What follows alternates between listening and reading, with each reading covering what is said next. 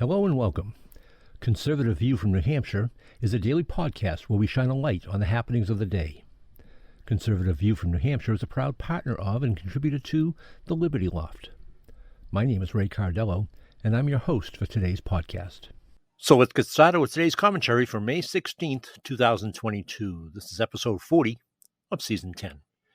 New post-Psaki era is not good news. I am not a fan of outgoing White House Press Secretary Jen Psaki. She was condescending and arrogant. She lacked credibility for someone who claimed to represent the most transparent administration in history, and her comments were often rebuked. She often gave the impression that she was not the spokesperson, but was calling the shots.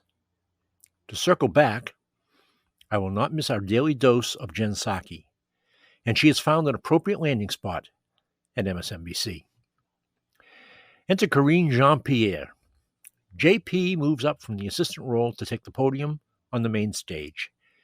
She has been there as a fill-in, and in my opinion, has not earned her promotion. She does not have command of the position of the president across the spectrum of issues, and circle back will be her best move. The Biden team is not a good administration to be the front person. The approval ratings are abysmal, and many of the president's positions are not aligned with public sentiment. The one thing Karine will have in her favor is a soft media group that continues to cheerlead for the president. This advantage may be short-lived as the mainstream media appears to be stepping up their game, as continuing their blind support for a failing president is not a successful or profitable position.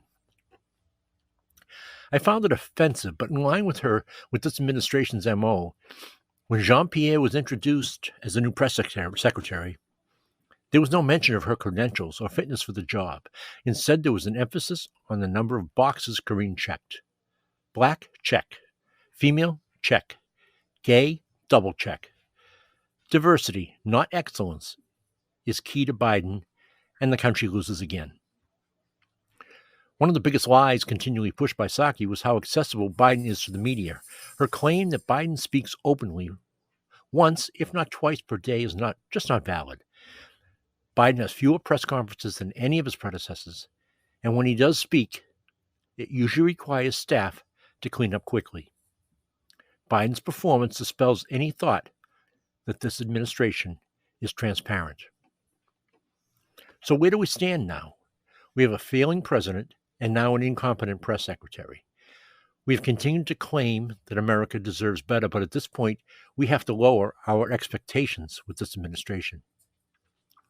That is something we should never have to do when talking about the President of the United States, but it has become necessary. Whether it's Mayor Pete, A.G. Garland, Mayorkas, or any of the cabinet speaking to the press or before Congress, their credibility is always called into question. 3 Pinocchios is a typical score for Team Biden. Harris is not exempt. When Joe lets her out, she is quarantined, embarrassment, and fodder for Fox News. If there's one consistency we can expect from our executive branch, it is incompetence, which explains how we have lost all traction gained under Trump in just 15 months. The unanswered question is, how low Biden can drag us.